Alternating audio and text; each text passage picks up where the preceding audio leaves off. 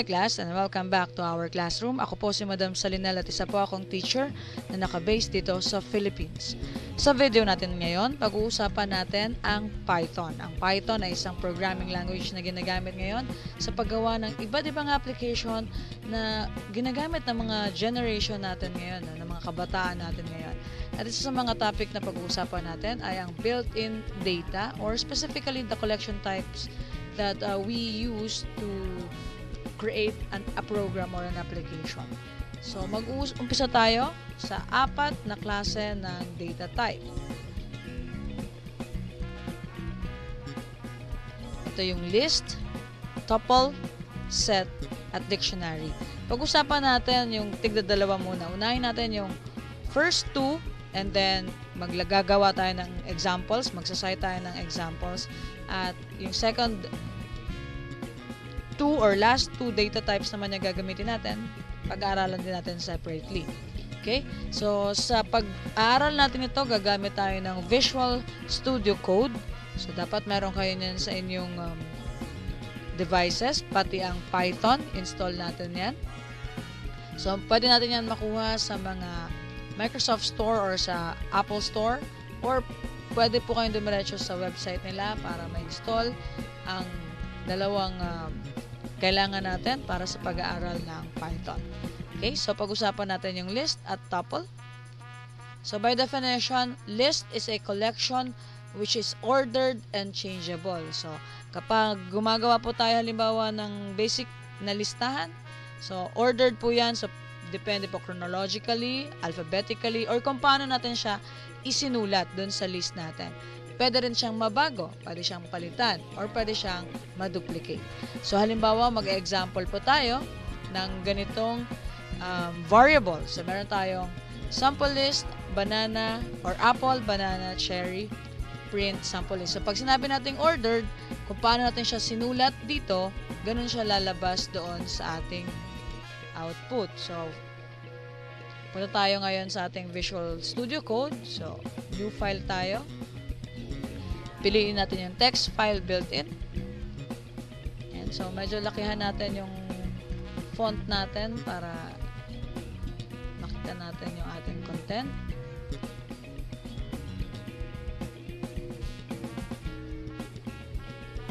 Ayan. So, siguro gawin natin 30. Medyo malaki yan. So, at least good na yan. So, katulad ng example na ginagamit natin kanina. So, meron tayong variable na ilalagay. Sample list. And then, may equal sign. So, pag list yung ginagawa natin, ang ginagamit natin ay ang square bracket. There you go. Followed by a double quotation. And then, type natin yung ating variable, close quotation, comma, another entry natin.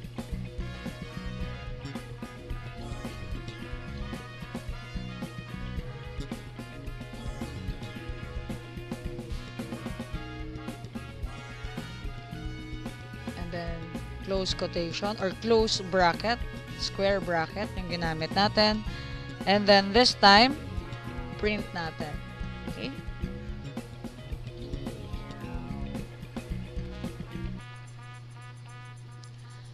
Okay. So, ito yung ating content. So, sample list, yung ating variable name. And then yung variable natin, apple, banana, and cherry.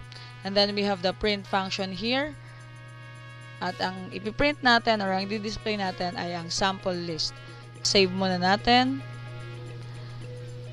Lagyan natin ng pangalan. And then, yung collection type or yung save type niya ay Python. Hanapin natin yung Python dito.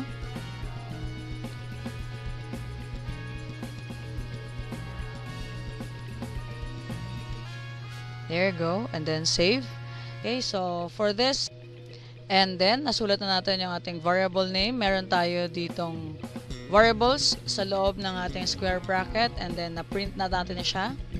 So, after natin ma-save, lalabas itong ating icon for Run Python. Pag nag-click tayo dyan, makikita natin sa terminal natin dito yung ordered description ng list. Kung saan kung paano natin siya sinulat sa variable, ganun din siya lalabas sa ating terminal.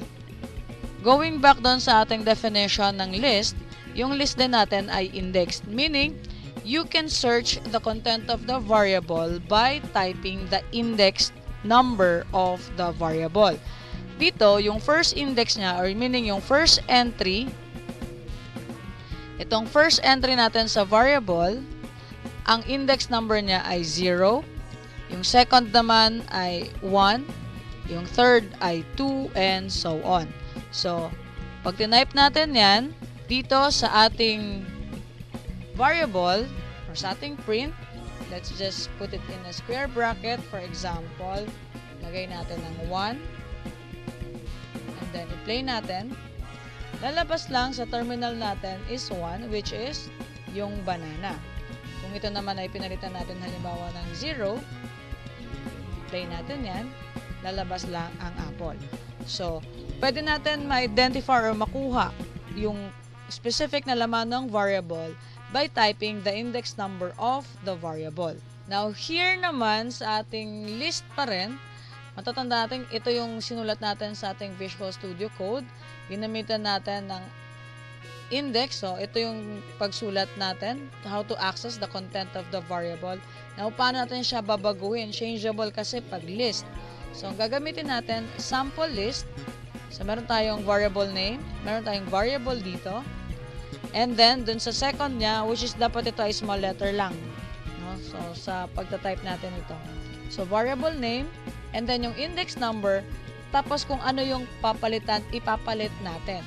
Naglagay tayo ng index number kasi ito yung content ng variable or yung item na papalitan. So, dito, sa ating variable name, ang index 1 ay banana. So, dapat kapag nilagay natin mamaya sa Visual Studio Code, yung banana ay mawawala at mapapalitan ng mango. So, let's try. So, halimbawa, ayan. So, sulat lang natin ito ulit. And then, bracket, equal sign.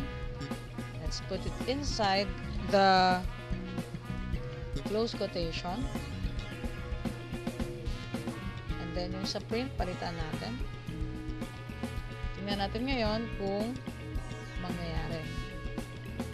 So, makikita natin ngayon, wala na yung banana, meron ng mango.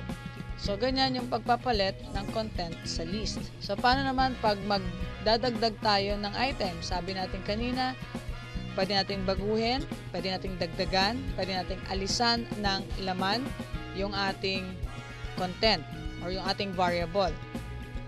So, sa pag-add ng list, maglalagay lang tayo ng .insert, tapos kung saan natin siya ilalagay na pwesto.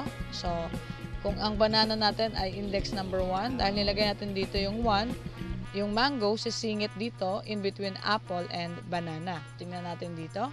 So, dito, insert natin sa line 2. Copy lang natin yung variable.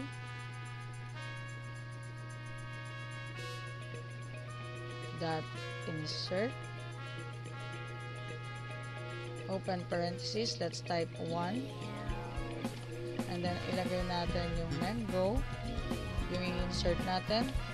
Close parenthesis. And then, palitan natin yung index din sa print function. Let's see now. So, ayan na siya. So, kung aalisin natin yung print function, tingnan natin yung nangyari. Lalabas ba? So, ayan na siya. So, apple, mango, banana, cherry. So, makita natin, nag-move yung banana at pumasok na ngayon yung bagong entry na mango. Kung i-remove naman natin yung content or yung item sa variable, instead na insert, ilalagay natin yung remove, tapos wala ng index number, tapos ila-type natin, ilalagay natin sa parenthesis yung item na buburahin natin. So, like in this example, so this time, gagawin natin remove. And then, ang alisin natin ngayon ay banana.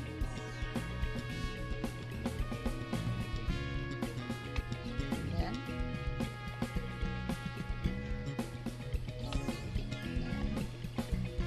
Check natin ngayon. Ayan.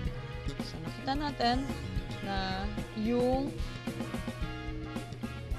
apple, cherry, nawala na dito. Or yung banana, nawala na dito. Apple, cherry na lang ang natira. Okay? Ayan. So, yan yung list. Then, proceed naman tayo sa tuple. Ang tuple naman ay collection din. Ordered din siya, pero dito, hindi ka pwedeng magdagdag or pwede kang magbawas. Unchangeable siya. Pero, katulad ng list, pwede pa rin siyang mag-duplicate na. So, anong example natin dito? Ito yung ginagamit natin example. Kung sa list kanina, gumagamit tayo ng square bracket, sa tuple, gumagamit lang siya ng parentheses. Okay? So, instead na square bracket, yung gamitin natin, gamit tayo ng parentheses. Okay? There you go.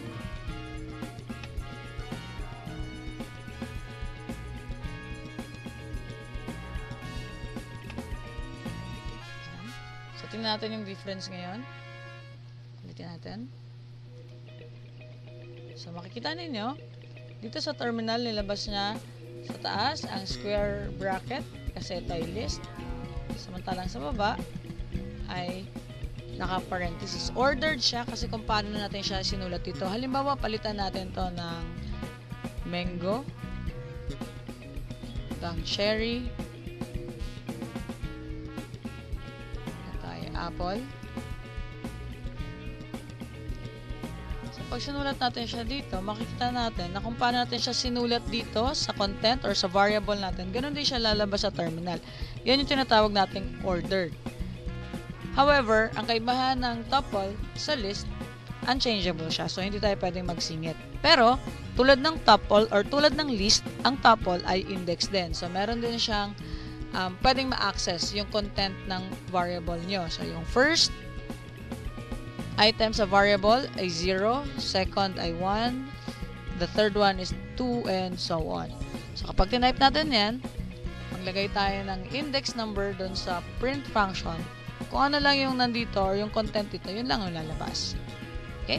So, sa pag-access, ito yung ginamit natin kanina. So, paggamit natin ng index number sa tuple. Okay? So, ang list at ang tuple, yan, ito po ang kaibahan nila. Ang list ay gumagamit ng bracket or square bracket. Ang tuple ay gumagamit ng parentheses. Changeable ang list, unchangeable ang tuple. Pero, ang similarity nila, pareho silang indexed. Okay? Pwedeng ma-access yung content or yung item nila sa loob ng variables. And ordered sila. And pwede silang mag-duplicate ng item. Okay? So, paano ba tayo mag-duplicate? Lagi natin nakikita yan kanina sa list at sa tuple nag-duplicate ng member, nag-duplicate ng content. So, halimbawa, ito, ulitin natin.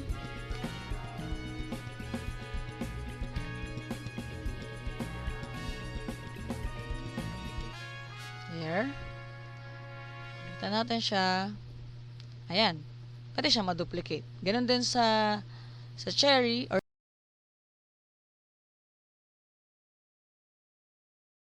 to continue our lesson about built-in data types, pag-uusapan naman natin ngayon yung last two sa listahan natin, which is set and dictionary. So, napag-usapan natin yung list and tuple last meeting. At this time, define naman natin yung set at dictionary. So, kung na-miss ninyo yung lesson natin sa list and tuple, meron tayong video na ilalagay na lang natin sa description para mabalikan ninyo yung video na yon. So, for set is also a collection type which is unordered naman siya, unchangeable, and unindexed. Meaning, hindi niya susundin kung paano niya sinulat yung items niya sa variables. And it cannot be duplicated as well. So, may example tayo na gagamitin. Fruits, and then yung variable natin or yung variable name natin ay fruits at yung item natin are apple, banana, and cherry. So, take note kung paano siya sinulat. So, kung isipin niyo they are arranged alphabetically. Let's see kung paano siya i-display sa Visual Studio Code. Now, take note as well, dito, yung bracket na ginamit natin ay hindi square bracket tulad ng list at hindi rin siya parenthesis katulad ng tuple. Sa set, gumamit tayo ng curly bracket. So, check natin ngayon sa Visual Studio Code. So, siguro gawa na lang tayo ng bagong file. And so, try natin dito ngayon sa ating Visual Studio Code, yung ating example. So, small letter, type natin yung variable name natin, equal sign, curly bracket, open and close quotation for our first item, followed by comma, and then below, let's type the print function. And then, we have to save it first. Now, save muna natin. Kasi pag natin sinasave, usually hindi lumalabas yung run button natin dito. So, dahil na-save na natin siya, run. And then, take a look at how it is displayed here. Dito sa lower part ng ating studio code sa terminal. Apple, cherry, banana. Pero yung pagkakatype natin ay apple, banana, cherry.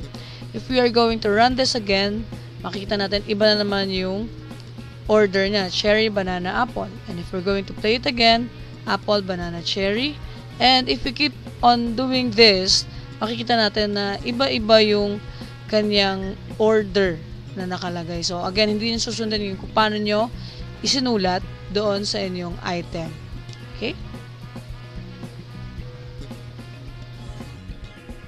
And so, yan yung set. So, sample na tayo ng unordered. So, tingnan natin yung next slide natin for this. Unordered siya. Set of list is unordered. So, ginawa natin yung example kanina sa ating Visual Studio Code. So, randomly lumalabas yung order ng ating items. It cannot be duplicated. So, kapag nag-try tayo mag-duplicate ng pangalan sa ating items, hindi siya uulit. So, tingnan natin ngayon sa ating Visual Studio Code. So, dito sa example natin, makikita natin or i-type natin to ulit. Dito na lang, dugtong natin. Halimbawa, ulitin natin yung banana.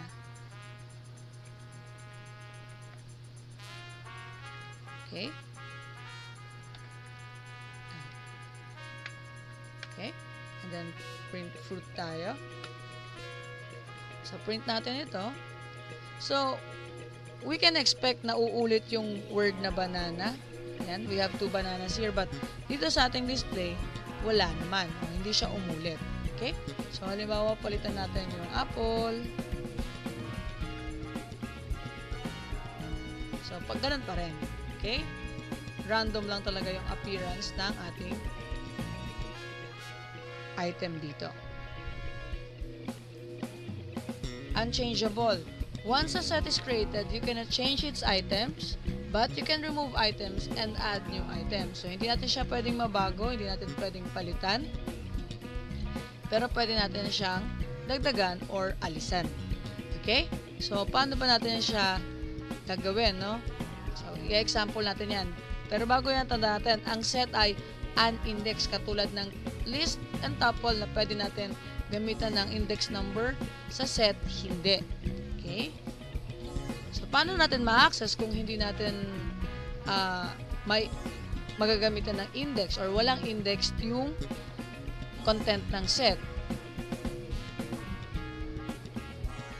So, ang ginagawa natin, gumagamit tayo ng keyword na for and in. You can loop through the set items using a for loop or ask if a specified value is present in a set by using the in keyword. So, gagamitin natin yung for at in. So, ganito yung pagkakasulat niyan. So, ang gagamitin natin ng loop ng for. So, fruits, yung ating variable dito. For x in fruits. So, i-access natin ng kahit ano dito sa ating item, and then print fruit. So, let's try this doon sa ating Visual Studio Code. So, ginamit po natin yung example natin, fruits, 4x in fruits, then print fruits. There you go, lalabas po yung ating content. And to use the in keyword, ganito natin siya ilalagay. So, again, we have our variables on top, and then print banana in fruit. So, ang ilalabas lang niya ay yung fruit or yung item na dineclare natin dito. So, check natin ang Visual Studio Code. So, siguro ulitin natin to para hindi na tayo mag-type ulit. And then, print. Let's see now. And then, dito naman sa ating in keyword, so boolean result yung lalabas, true.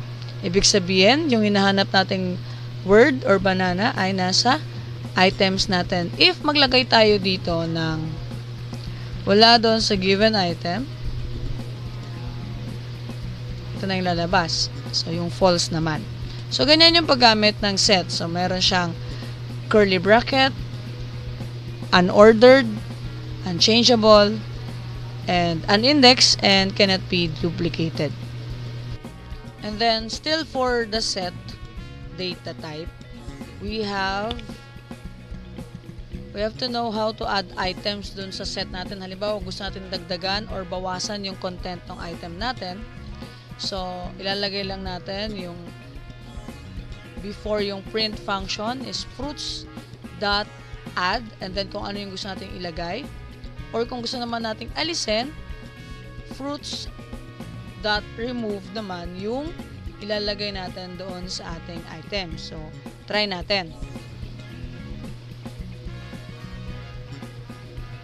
So, for example, let's type this again. Maybe this first one. Copy and paste natin.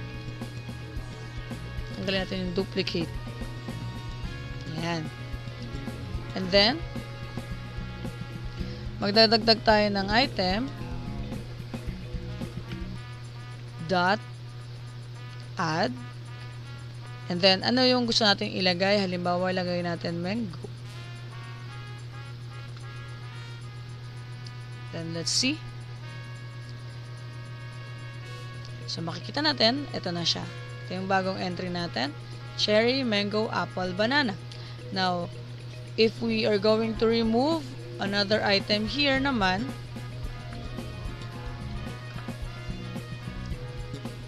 dito natin siya lagay. Gawin natin remove. Lagay natin. Or ang alisin natin ay ang cherry.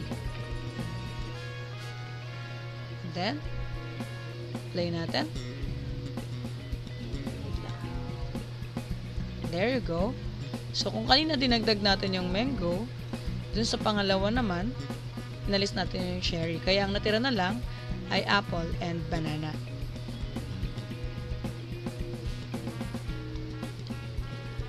Now, let's move to our last data types dito sa topic natin ngayon, which is the dictionary. The dictionary is a collection which is ordered and changeable. So, in sequence siya, and para naman siyang mabago, no? But it cannot be duplicated. So, mamaya makikita natin paano nangyayari na hindi siya naduduplicate. So, ito yung ating tamang paglalagay ng ating code sa dictionary. So, the same as the set, gumagamit siya ng curly bracket, pero notice kung paano siya sinusulat. So, may curly bracket dito. Nasa loob nito yung item or another line, yung item na nilalagay natin sa inside the variable. And then, we have the curly bracket on the bottom of those items. And then, gumamit tayo ng print function. So, try natin siyang gawin ngayon sa Visual Studio Code. Sa Visual Studio Code, isulat natin yung example natin kanina. Car equals sign. And then, we have the open curly bracket. And then, type natin, open and close quotation, brand. And then, kung nakasanayan natin gumamit ng equal sign, this time sa dictionary, gumagamit tayo ng colon. And then, ilalagay natin yung brand natin. And then, kapag naglagay tayo dito ng second item, huwag natin kakalimutan yung comma. And then, halimbawa, lagay naman natin ng model. Again, meron tayong colon.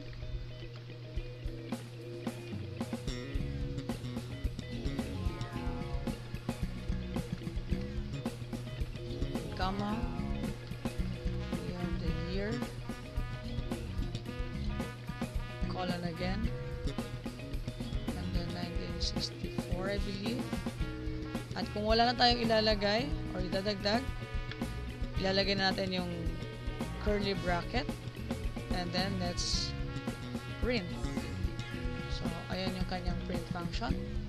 So, kailangan nakasave siya para lumabas yung ating run icon dito. Then, let's see. So, meron tayong brand, Ford, model, Mustang, year. So, yan yung lalabas sa ating dictionary code. Dictionaries are used to store data values in keys. So, meron, mapapansin natin doon sa lumabas na terminal at yung nilagay natin mismo sa kanilang variables, value pair siya and can be referred to by using the key name. So, ito yung example natin. Halimbawa, ang kailangan lang natin ay brand. We just type the brand doon as part ng print function. So halimbawa, dito sa ating example, ang gusto lang natin palabasin ay ang brand.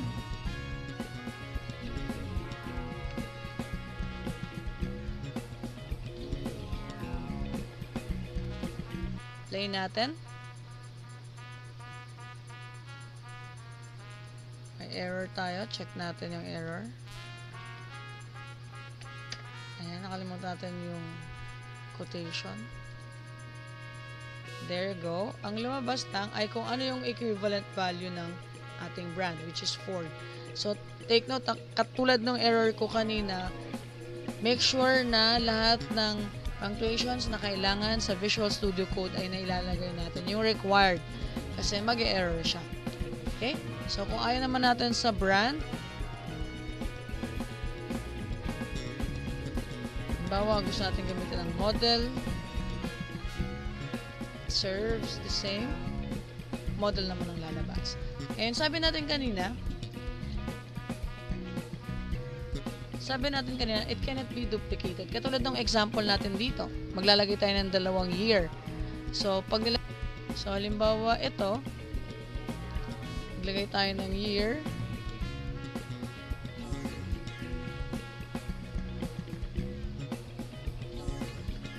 Lagay natin itong year na to. And then, i-play natin. Ayan, nakalimutan natin yung comma. Lagay natin dito. Ayan. And then, lagay natin dito year. Mapapansin natin yung 1964 hindi na lumabas. 2024 na. Kung ito ay wala, yung unang or yung dinagdag natin, ayan, lalabas yung 1964. Okay? Pero pag nilagay natin yung bagong year,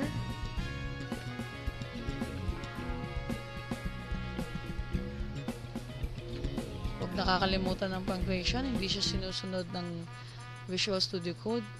Ayan, lalabas na ngayon yung 2024. So, bakit ba nangyayari to? Kasi itong latest na nilagay natin, na overwrites na yung mga previous na content na may parehong value. So, ganun din ang gagawin natin dito sa model. Bawa, model na ilalagay natin dito.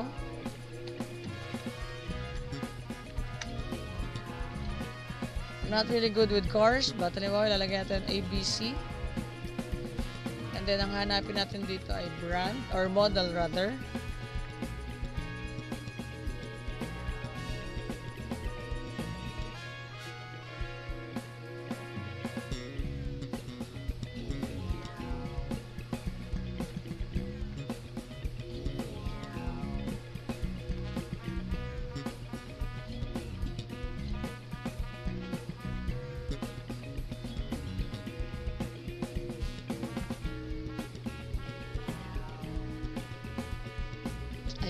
So, lumabas na yung ABC. Ganun din, kapag nilagay natin dito sa brand,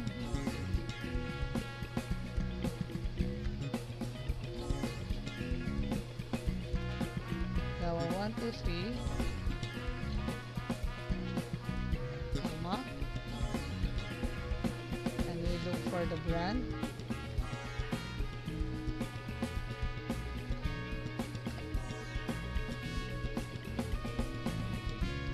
So, meron tayong mali. Ano ang mali natin?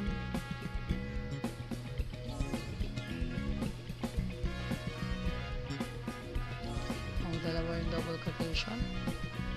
There you go. So, ayan na. Lumabas na siya. Okay?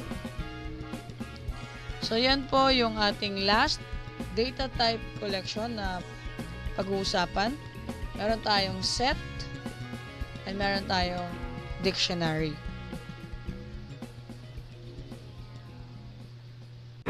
Maraming salamat po sa panonood at kung nagustuhan ninyo ang video natin ngayon, pakiclick na lang ang like button at i-share na rin para marami pang maabot ang ating klase. I-click nyo na din ang subscribe button at ang notification bell para maging updated kayo sa susunod pa nating klase. Thank you very much and always remember to be kind to one another. God bless. I get what I want. I turn a business out of nothing into something I love.